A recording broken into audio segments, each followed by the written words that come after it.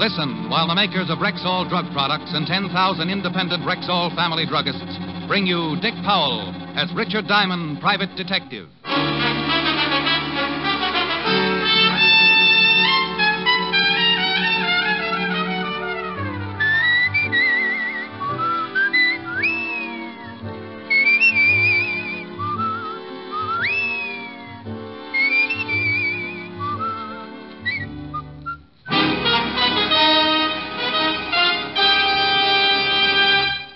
Good evening. This is your Rexall family druggist speaking to you for the 10,000 independent druggists who have made the word Rexall part of our own store names and who recommend and sell the 2,000 or more drug products made by the Rexall Drug Company, like Rexall MI-31, for example, Rexall's popular and versatile mouthwash, gargle, and breath deodorant.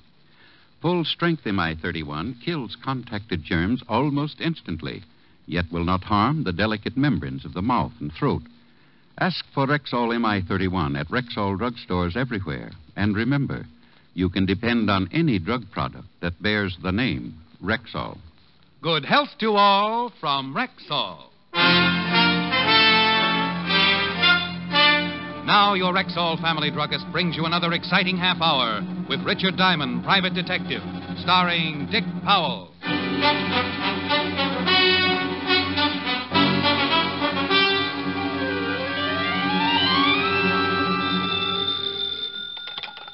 Diamond Detective Agency. When it's murder or less and you're caught in a mess, if you can't pay my fee, my advice is confess. Rick, you old son of a gun. This is Frank. Frank? Oh, Frank Bowers? Yeah. Oh, it's good to talk to you again, Rick. How you been? Well, no complaints, Frank. What's with you? Doing great, Rick. Just great. Bought me a half interest in a gym here in town. Yeah? Sell all your fighters? Oh, all but one. Boy by the name of Max Farmer. Say, he's going to the main event tonight. You want to catch him? Well, all depends. Who's throwing him? No, Rick, no. This boy's really good. Say, why don't you drop by the arena tonight? Oh, sorry, Frank. I got a date, and she hates the sight of blood. Talk her into it, boy. I'll leave a couple of passes for you at the gate. Passes? Yeah, sure. Well, I'm a sucker for a good argument. See you tonight, Frank. That night, I led Helen to our seats at ringside. She was dressed to kill, and from the look on her face, I thought I might be the first on her list. Rick. Yes, baby? Would you mind telling the man behind me to stop dripping mustard on my mink? Oh, sure, honey. Hey, Buster, please do not feed the animals. That's the good boy. Rick, why of all places the fights? But, honey, these are $10 seats. Hey, Ricky, glad you could use the passes. Boing. Move your feet, Rockefeller, and let the man in. Gee, it's good to see you again, Rick. Say, I want you to meet Lorna Thorne. Wow. Hanging onto Frank's arm, I saw why boys like girls. She was wearing slightly more than the fighter. Had so many curves I got seasick just looking at her. As I stared, I suddenly felt a strange sensation in my legs. Helen was digging her heel into my shin. Come up for air, Ricky, dear. Honey, I want you to meet Frank Bowers. Sally, I'd know you anywhere. Rick's told me a lot about you. Frank. Yeah? That was 5 years ago. This is Helen. Oops. My mistake, huh? Lorna, I want you to meet Helen. Hiya. Well, when in Rome. Hiya. What a spot for a thesaurus. Hey, sit over there, will you, honey? I want to sit next to Rick. Oh, Rick, it's a shame I didn't tip you to this fight earlier. You could have put some dough on my boy and really cleaned up. You think he'll win, huh? No, I know he'll win. He's fighting Lou Scott, strictly a bum from upstate. The syndicate made the match just to build up Farmer's name and pick up some easy dough on the side. Now he tells me. There's my boy getting in the ring now. I watched Max Farmer climb through the ropes, stop, smile at the television cameras, then at the crowd, and then at the cameras again. If the people at home thought they were seeing a reissue of The Hairy Ape, then television had improved. Because that's exactly how Max looked. Ladies and gentlemen, this is your main event. 10 rounds of boxing. In the white corner, wearing black trunks, weighing 175, and hailing from Buffalo, Lou Scott.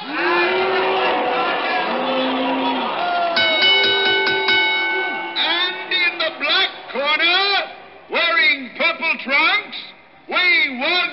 79, and right from our own New York City, Max Farmer!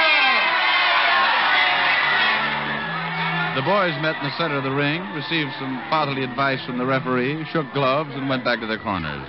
Okay, Max. Okay, now, boy, give it to him. Go on, get him, son, get him. Come on. Well, Frank was right. It certainly was a pushover. 2 minutes later, the fight was 7 counts from being over. Only it wasn't Lou Scott who was fast asleep on the canvas. The sleeping beauty was Frank's boy, Max Farmer. Max! Max, get up!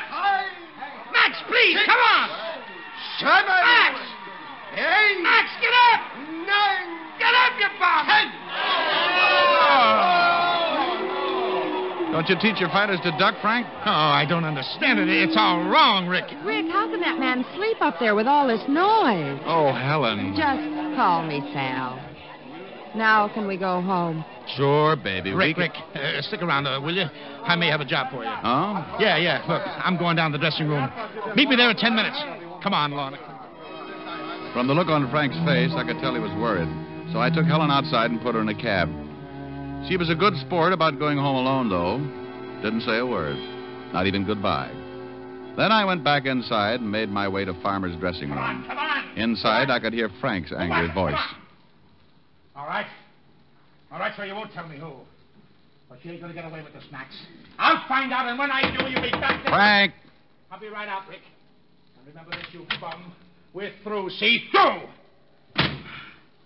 Hello, Rick. Aren't you a little tough on the guy just for losing a fight? Farmer lost that fight before he ever got into the ring. It was fixed. Well, that's strong talk, Frank. Got anything to back it up? Look, I know this boy. I trained him myself. He could have won tonight's fight with his eyes shut. Somebody paid him to take a dive. Maybe it was his own idea. Max don't get ideas. He's too dumb. Whew. Rick, I want you to find out who is behind this fix. Well, you make it sound simple. Got any leads? Maybe. Drop by the gym the first thing in the morning, and we'll start from there.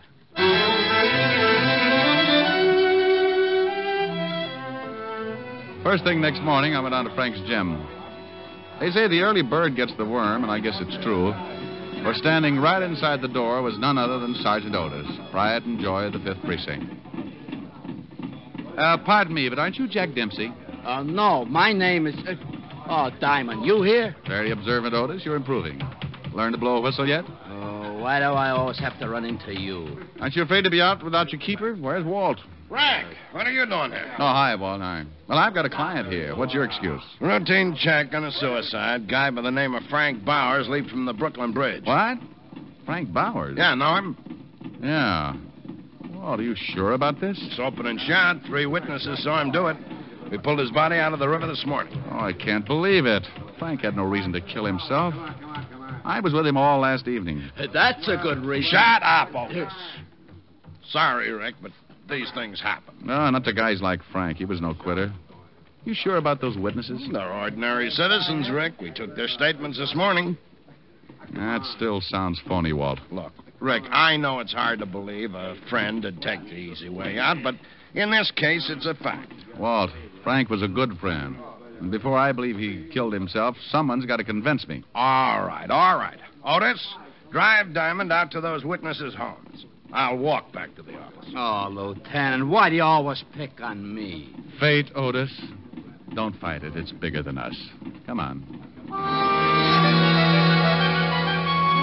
Otis drove like a madman, which was strictly in character. The first witness, a butcher named Henry Burton, was at work. But the butcher's wife, a typical homemaker, gave us her version of Frank's death. And just like I told the police, off went the overcoat and over he went. Oh, it was awful. The woman trembled, Otis gloated, and I grabbed my hat. Her husband worked at a nearby market, and their stories checked. That took care of the first 2 witnesses. Then we drove to the home of Bill Voss, the third and final witness. Well, I was coming home from a late movie, and I started across the Manhattan approach to the bridge. This guy, Bowers, was about 10 yards in front of me. It was foggy. I couldn't see him very well, but I could make him out when he stopped. He threw off his topcoat, climbed the guardrail, and dived in. I yelled, but it was too late. I'm the one who called the police. The stories all checked, but I still wasn't convinced. So I had Otis drop me off at Frank's gym. If Frank did kill himself, then there had to be a reason. I decided to check on Frank's partner, one Ben Lamb. I found him in his office. It's too bad about Frank. Lamb, what about the business here? Any trouble that might explain why Frank did it? No, everything's running smoothly here. Of course, it was last night's fights, but that's out of the question. Well, then maybe it's an answer. Keep talking. Well, the syndicate is looking for whoever fixed last night's fight. They play kind of rough when they're mad, and, well, maybe Frank was afraid of what they might do to him. Huh? You mean he'd kill himself just to save them a bullet? That's false economy. It's just a thought. Forget it. I have. But I take it you think Frank was behind the fix. I didn't say that. But Farmer couldn't plan it himself. He's too dumb. And Frank was too smart. I said it. It's just a thought. That you may be partly right. Maybe Frank's death does have something to do with last night's fight. Is Max Farmer around? I saw him outside earlier. Thanks. Now, Mr. Diamond, might I ask what makes you so interested in Frank's suicide? Was it suicide, Mr. Lamb? Well, wasn't it suicide? I ask you first. See you around, Lamb.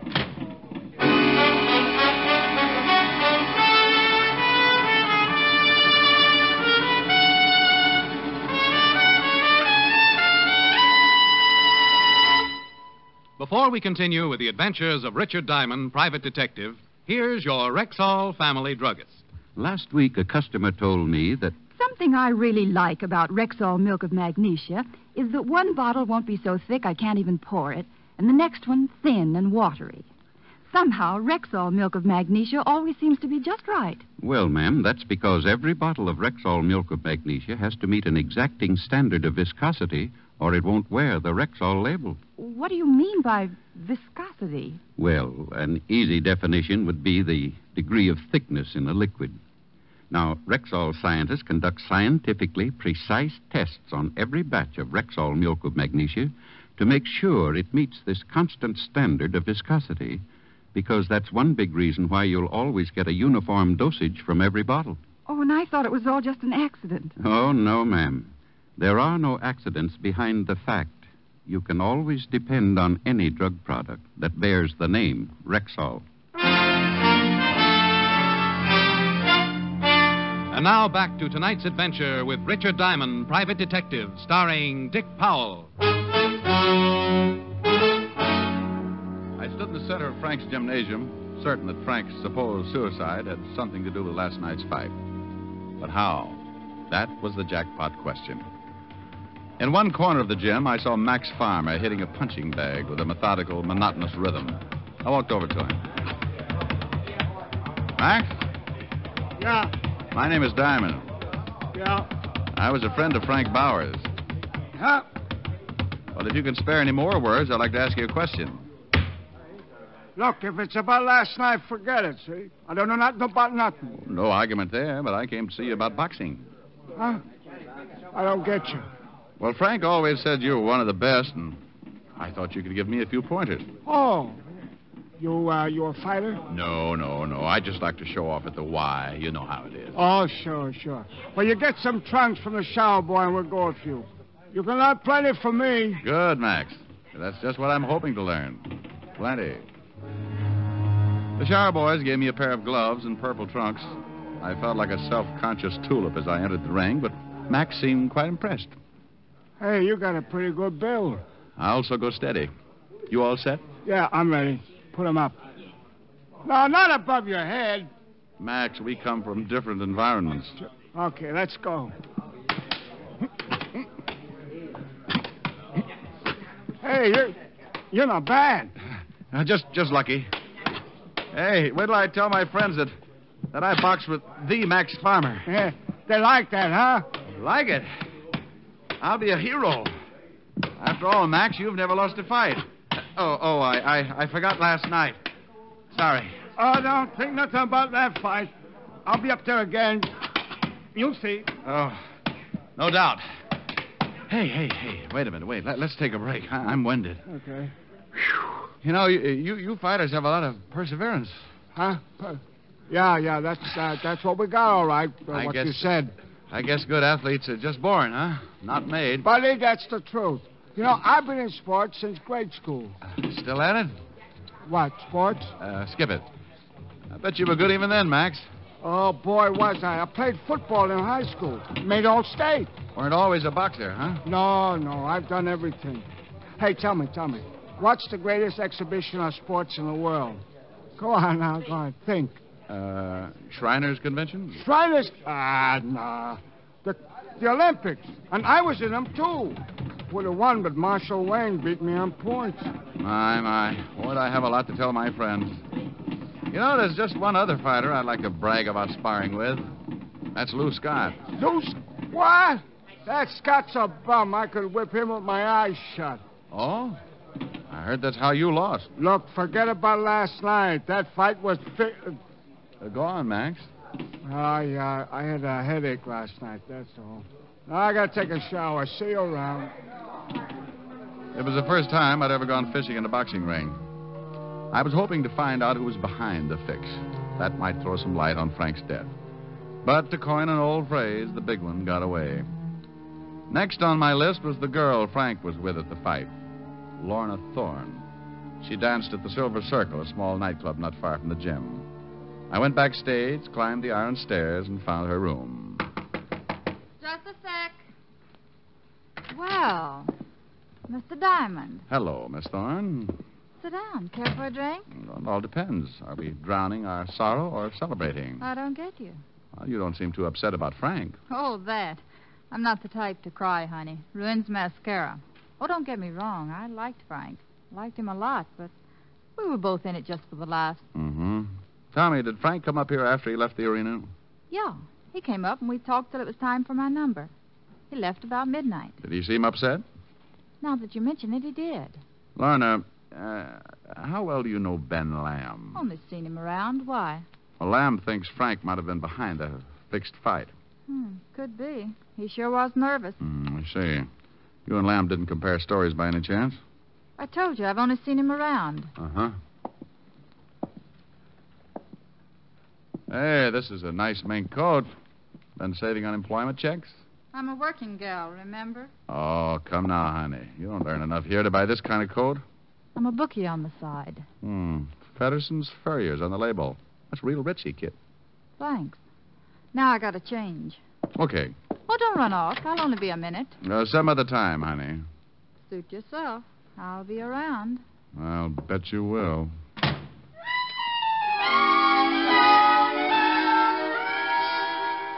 I went back to my office, locked the door, put my oxbloods up on my dusty desk, and tried to think.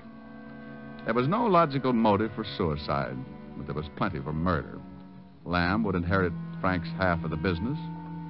Farmer might have been afraid Frank would blackball him with other managers. And Lorna was the type who would do anything for a fast buck. But then there was that constant headache, the three witnesses. My thoughts were all jumbled up. I kept trying to remember everything that had been said today. I kept hearing voices in a jumbled sequence. Yeah, the syndicate plays rough. Frank may have been afraid. Well, I've been in sports since grade school. It's an open and shut case, Rick. You're a hard man to convince, Shamus. Then over he went. Oh, it was awful. Frank behind it? Yeah, it was only a thought, Diamond. I'm not the type to cry, honey. It ruins mascara. Then he climbed the rail and dived in. I had won, too, and Marshall Wayne beat me on points. Climbed the rail and dived in. Marshall Wayne beat me. Marshall Wayne. Wayne! Then he dived in. Dived.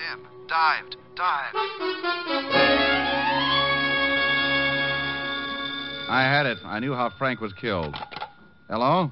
Mr. Diamond, this is Francis. It was Helen's butler calling to invite me to dinner that evening. He said something about Helen expecting me, but I wasn't listening. I kept hearing that witness say Frank dived in. It was the answer to the whole thing. Mr. Diamond, sir, are you listening? Francis, if you were going to commit suicide... Sure, sir. I beg your pardon, sir. Look, if you were going to kill yourself from the Brooklyn Bridge, what would you do? Oh, dear. I'd reconsider. No, Francis. If you really were, would you jump or would you dive? Why, I'd probably jump, sir. Yes, I'm sure I would. Well, of course. It's a natural thing to do. See you later, Francis. The pieces began to fall into place. I remembered something Max Farmer had said earlier. Marshall Wayne had beaten him on points. Marshall Wayne, I had associated that name with boxing, but now... I checked in the sports almanac. Listed under the 36 Olympics, I found Marshall Wayne won the high diving competition that year. And Max had competed with him. Now I was certain. First, I put in a call to Featherston's Furriers for some information. So far, so good. Then I called Walt and told him to meet me at the gym. It was closing time when I got there, and most of the fighters were leaving. But I caught sight of Max Farmer as he made his way out of the showers. How's the water, Max? Huh? Diamond. What's the matter? You don't look happy to see me. What are you doing here? The boys at the Y, remember? I came for some more pointers. It's closing time. Oh, that's too bad. That's the only reason you don't want to spend some time with me, huh? Yeah. You're not too tired. Me? I'm never tired. It's just closing up, that's all. Well, Max, old pal, I've got good news for you. I fixed it with Lamb for me to lock up when we're finished. Huh? Well, Not scared by any chance? Me scared of you? Why? Get some trunks. You'll see who's scared. I wondered if my Blue Cross plan was still in effect as I changed clothes and followed Max out to the ring in the middle of the deserted gymnasium. Max had an ugly scowl on his face, and I knew that this time he would pull no punches. Ouch. Hey, playing rough, eh, pal? You got a lousy guard. That's all. Hi. You act nervous. Tired of boxing? Maybe you'd rather be swimming, huh? Huh? Oops, sorry. Now your guard is down. Of course, a born athlete like you would be happy doing anything in the way of sports, I suppose. Maybe even diving. Your guard, pal, your guard. You don't make sense. No, I think so. Oh, your mind's wandering, Max. Keep your guard up. You know, for a real sport, like, say, high diving, there's really no place around here to practice. Unless, of course, you tried the Brooklyn Bridge. I'll bet a really good diver could make it from the Manhattan approach without a scratch. Now, listen, what's the... The guard, Samson. Better watch it. Hold it a minute. What's the big idea? The big idea came when I figured out how 3 witnesses could see a suicide that wasn't a suicide. You're loony. Am I? Those witnesses didn't see Frank because he was already in the river. You'd pushed him in. You waited for some people to show up, and then you dived in. No. Yes, Max, yes. But you weren't alone in this. Someone had to talk you into taking a dive in the fight, and a different kind later on. You'd have thrown the fight for any man's money, but you'd only risk your neck for a particular species. Female. Men are funny that way. It ain't true. Max, Lorna confessed an hour ago. What? I'll kill you for this. That's your 3rd and final dive, Max. That's a nice right cross, Rick. Oh, I seen better. Ah, the little boy's in blue. About time. Walt, when Joe Palooka here wakes up, I think he'll confess. He believes the girl already did. Yeah, so I heard. Rick, how did you figure her in this mess? Well, like most females, she couldn't wait for a mink coat. According to Featherston's Furrier, she bought an expensive coat the day after the fight, paid cash for it. These amateur criminals. Yeah, someone had to be the brains behind Max's action, so I put 2 and 2 together and got 2. Max and Lorna. Yeah. Otis, go pick up Lorna Thorne. Well, stop fixing your tie and move. Oh, let him alone, Walt. First date he's had in years.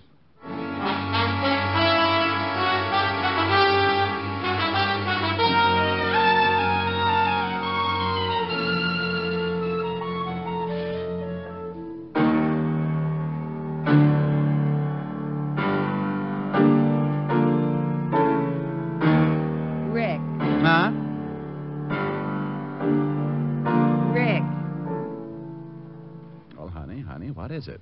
Do you have to play so loud? Well, I can't help it, baby. It's the brute in me. Mm-hmm. And that shiner, darling.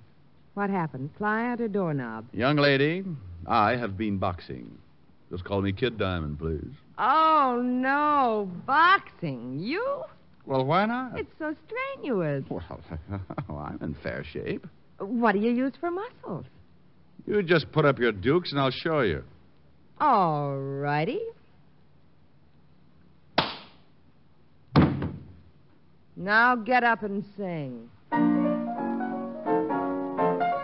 I'm young and healthy, and you've got charm. It'd really be a sin not to have you in my arms. I'm young and healthy, and so are you. When the moon is in the sky, tell me what am I to do? If I could hate you, I'd keep away. But that ain't my nature. I'm full of vitamin A. I'm young and healthy, so let's be bold. In a year or 2 or 3, maybe we will be too old. If I could hate you, I'd keep away. But that ain't my nature. I'm full of vitamin A. Ooh, I'm young and healthy, so let's be bold. In a year or 2 or 3, maybe we will be too old. Rick, I'm sorry I hit you so hard, but you're such a show-off. Now, look, honey, you got the wrong idea about this whole... Begging your pardon, Mr. Diamond, sir, but I just wanted to tell you that I've changed my mind. I would dive off the bridge. What, Francis? You see, I've always been afraid to dive, and, well, it would be fun just that once. Oh, no.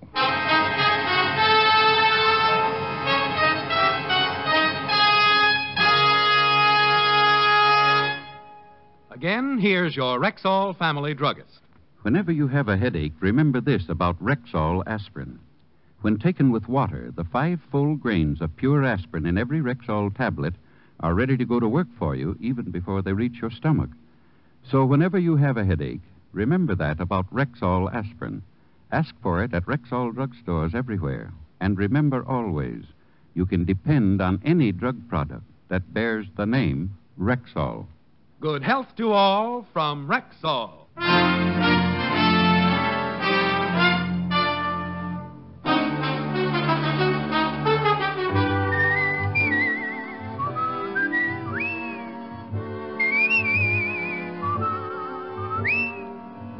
Richard Diamond, Private Detective, stars Dick Powell in the title role and is written by Richard Carr and Marvin Marks with music composed and conducted by Frank Worth. Featured in tonight's cast were Virginia Gregg, Ted DeCorsia, Wilms Herbert, Dee Tatum, Wally Mayer, Howard McNear, Hy Aberback, and Jay Novello. Richard Diamond, Private Detective, is produced and directed by Jaime Del Valle. This is Bill Foreman inviting you to be with us next Wednesday at this time when we will again bring you Dick Powell as Richard Diamond, Private Detective.